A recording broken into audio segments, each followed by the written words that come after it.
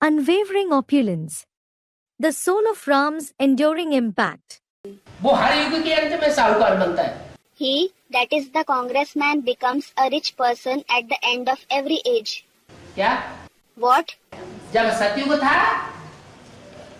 तो सतयुग में जो 8वां नारायण था वो लोन लेता था और लोन लेकर के अपनी राजाई चलाता था. When it was the golden age, the 8th Narayan in the golden age used to take a loan from him and ruled his kingdom with the help of that loan. Loan लेते लेते जब बहुत कर्जा चढ़ गया तो सारी राजाई उसकी लोन में डूब गई. When he was indebted so much while taking loans continuously, his entire kingship was ruined in that loan. और जिससे लोन लिया वो थी राम वाली आत्मा. And the one from whom he took the loan continuously was the soul of Ram. Ram राजा, राम प्रजा, राम साहूकार. It is said, Ram Raja, Ram Praja, Ram Sahukar, meaning Ram is a king, Ram is a subject, and Ram is a wealthy person.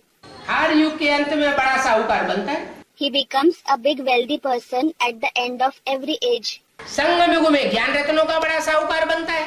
In the confluence age, he becomes very rich with the gems of knowledge. उन 4 युगों में अंतिम जन्म में स्थूल रत्नों का साहूकार बनता है. In the 4 ages, in the last birth, he becomes rich with physical gems. तो सतयुग के अंत में जो लास्ट नारायण है वो अपनी सारी राजाई लोन में राम को अर्पण कर दी. So, at the end of the golden age, the last Narayan offers his entire kingship to Ram in order to repay the loan. Shooting कहाँ होती है? संगम. Where does the shooting take place? In the confluence age. सन 76 में सतयुग की shooting का अंत हो गया. In the year 1976, the golden age shooting ended. जो ब्राह्मणों की संगम युग की दुनिया का राजा था वो हवाई जहाजों में घूमने में लगा हुआ था. The king of the confluence age world of Brahmins at that time was busy wandering from place to place in airplanes. जो काम करना चाहिए ब्राह्मणों को वो नहीं कर रहा था. He was not performing the task that the Brahmins should perform. ब्राह्मणों का काम क्या है? मुख्य काम क्या है? ज्ञान का लेन देन करना. What is the task of the Brahmins? What is their main task? To exchange knowledge. तो ज्ञान का मनन चिंतन करना, मंथन करना, ज्ञान का लेन देन करना. ज्ञान माने मुरली. So, thinking and churning the knowledge, exchanging knowledge, knowledge means the murli.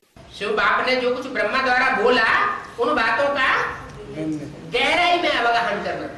Understanding deeply the words said by the Father Shiv through Brahma. उन बातों में तो बुद्धि लगा ली रहा था. So he was not keeping his intellect busy in those things. वो तो दुनिया में हवाई जहाजों के चक्कर काट रहा था, मान मर्तबा ले रहा था. He was taking a trip around the world in the airplanes. He was obtaining respect and position.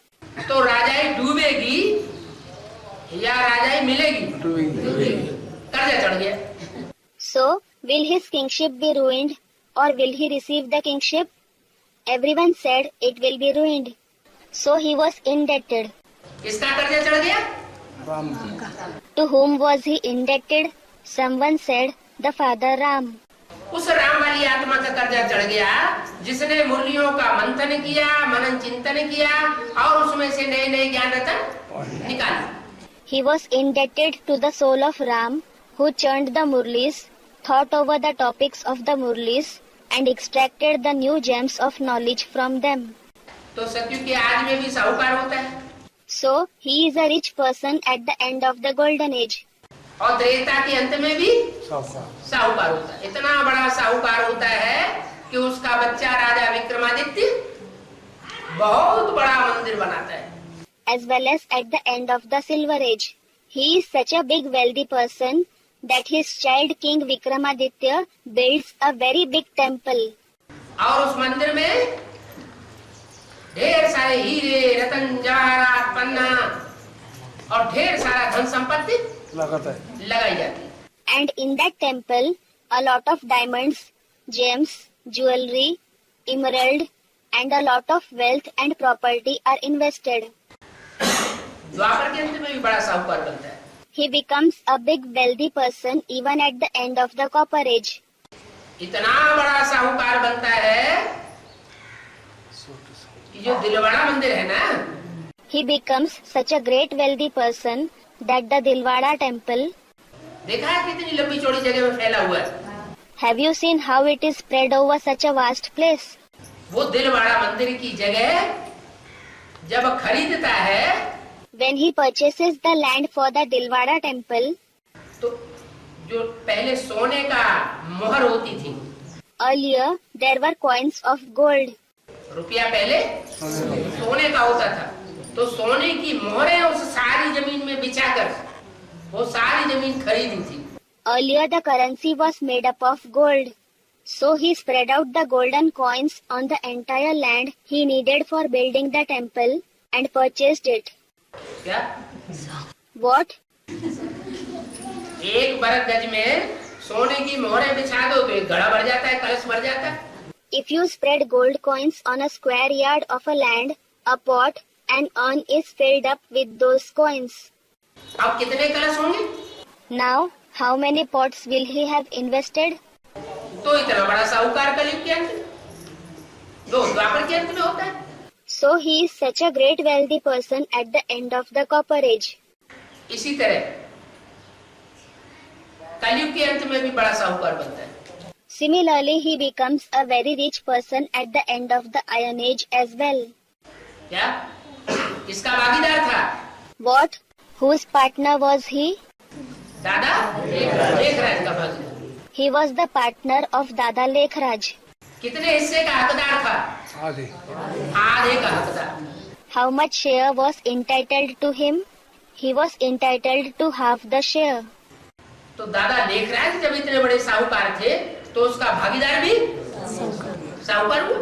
So when Dada Lekhraj himself was so rich, his partner will also be rich. फिर संगम युग आता है। Then the confluence age arrives.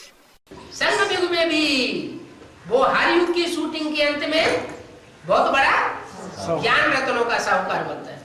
Even in the confluence age, at the end of the shooting of every age, he becomes a person very rich in the gems of knowledge. तो सतयुग की shooting सन 76 में पूरी होती है।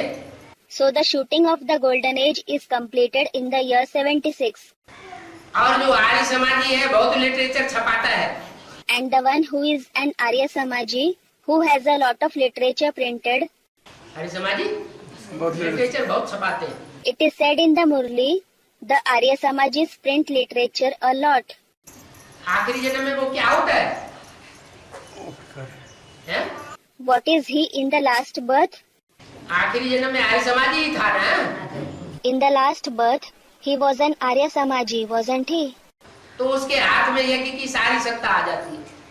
किसके हाथ में? जगदीश भाई के हाथ। So the entire power of the yajna comes in his hands. In whose hands? In the hands of Jagdish Bhai. लेकिन जो ब्राह्मणों का धंधा करना चाहिए वो धंधा नहीं किया। But he did not do the business of the Brahmins that he should have done. तो राजाई हाथ से सारी चट हो गई। किसके पास चली गई? So the entire kingship slipped away from his hands. To whom was it transferred? Ram साहूकार के पास सारी राजाई चली जाती। The entire kingship is transferred to Ram, the wealthy person. तो बताया कि राम वाली आत्मा साहूकार बनती है। So it was said, the soul of Ram becomes rich.